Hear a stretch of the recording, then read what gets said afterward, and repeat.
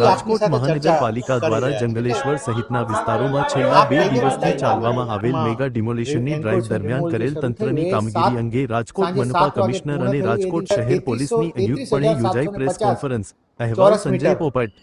એટલું ખાલી થયું। રાજકોટ મ્યુનિસિપલ કોર્પોરેશન દ્વારા 7 ઝોનમાં ડિમોલિશનની પ્રોસેસ જ્યારે થવાની હતી તો એના અગાઉથી જ દરેક ડિપાર્ટમેન્ટનું કોઓર્ડિનેશન થઈ ચૂક્યું હતું। માનનીય પોલીસ કમિશનર શ્રી બ્રજેશ ઝા સરની નિગરાની હેઠળ જે ભક્તિનગર પોલીસ સ્ટેશનનો આ વિસ્તાર છે અને ઘણા લાંબા સમય સુધી આજી નદીના જે સરે વાત કરી એમ કે પૂરનો તો પ્રશ્ન હતો જ હતો, પણ લો એન્ડ ઓર્ડરનો પ્રશ્ન અને અમારો રિસ્પોન્સ ટાઈમ જે સાંકડી નાની ગલીઓમાંથી કોઈને મદદ પણ જરૂર હોય તો એ પહોંચાડવામાં પ્રશ્ન રહેતો હતો। તો આની અંદર સૌથી પહેલાં તો લોક દરબાર, શાંતિ સમિતિ, મહોલ્લા સમિતિ અને જે રીતે વાત કરી કે બિલકુલ સંઘર્ષ વગરનું ડિમોલિશન કરવા માટે ઘરે ઘરે જ્યારે રાજકોટ મ્યુનિસિપલ કોર્પોરેશન, મેડિકલ અને ફાયરની ટીમો જતી, સાથે સાથે PGVCLની ટીમો પણ પોતાની કાર્યવાહી માટે જતી કે લાઇટ કનેક્શન કે નળ કનેક્શન કાપવા જતી, તો પોલીસની ટીમ પણ સાથે રહેતી। આ માટે 2000થી વધારે પોલીસ જવાનો સાથે તૈનાત રહ્યા અને માનનીય DGP સરે અમારી જે પણ રિક્વાયરમેન્ટ હતી, કારણ કે અહીંયા મહિલા, વૃદ્ધો, બાળકો સાથે રહેતા પરિવાર સાથે ડીલ કરવાનું હતું, એટલા માટે કોઈને પણ સંવેદની જે લાગણીશીલતા હોય કે કોમી લાગણી દુભાય નહીં એની સાથે પણ વર્ક કરવાનું હતું। એટલે આની અમારું જે આખું કમ્પોનેન્ટ હતું એમાં 50% કમ્પોનેન્ટ અમે મહિલા પોલીસનો યુઝ કર્યો।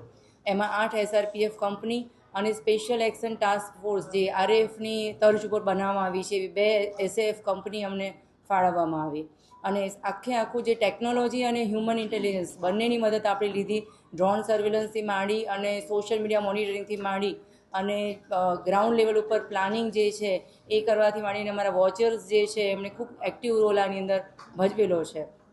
જે પણ વાત કરીએ કે આજે ખોલીઓની વાત કરીએ કે ઓડિયોની વાત કરીએ તો આની અંદર અનેક ગુનેગારો છેલ્લા 10-15 વર્ષ અમારા પોલીસના ચોપડે નોંધાયેલા ગુનેગારોની વાત કરીએ તો હિસ્ટ્રી સીટર્સ, અસામાજિક તત્વો, ટપોરીઓના ઘણા બધા અડ્ડાઓ અહીંયા પનપી રહ્યા હતા।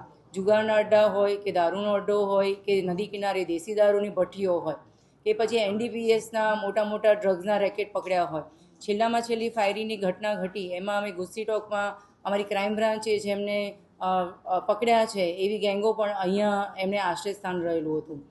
આ સિવાય પણ આપણે વાત કરીએ તો શરીર સંબંધી ગુનાઓ અને મિલકત સંબંધી ગુનાઓમાં પણ મોર દેન 200 જે હિસ્ટ્રી સીટર્સ જે છે એ એનું અહીંયા આશ્રય સ્થાન હતું।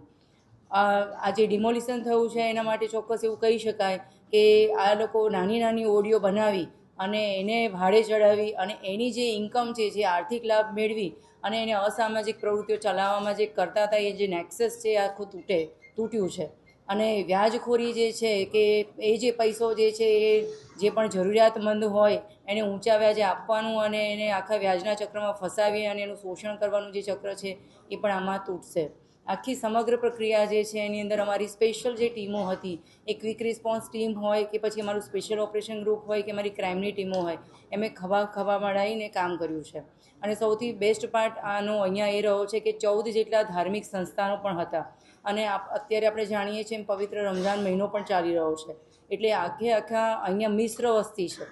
આખું વસ્તીનું જે સેન્સસ જે છે એ ધાર્મિક રીતે, પ્રાદેશિક રીતે અને અહીંયા પરપ્રાંતીય પણ ઘણા બધા રહી રહ્યા છે, એટલે બધા જ પ્રકારની મિશ્ર વસ્તીની સાથે કોઈને પણ તકલીફ ના પડે એ રીતે વર્ક કરવામાં આવ્યું।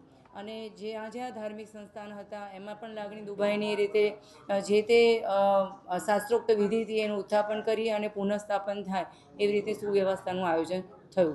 આ સારું માનનીય પોલીસ કમિશનરશ્રીની નેજા હેઠળ ફ્રિકવન્ટલી ફ્લેગ માર્ચનું આયોજન, રૂબરૂ જે પણ પબ્લિક લીડર છે એની સાથે સંવાદ સાધવાનું, જે મહિલા, બાળકો અને વૃદ્ધો છે એમને તકલીફ ના પડે।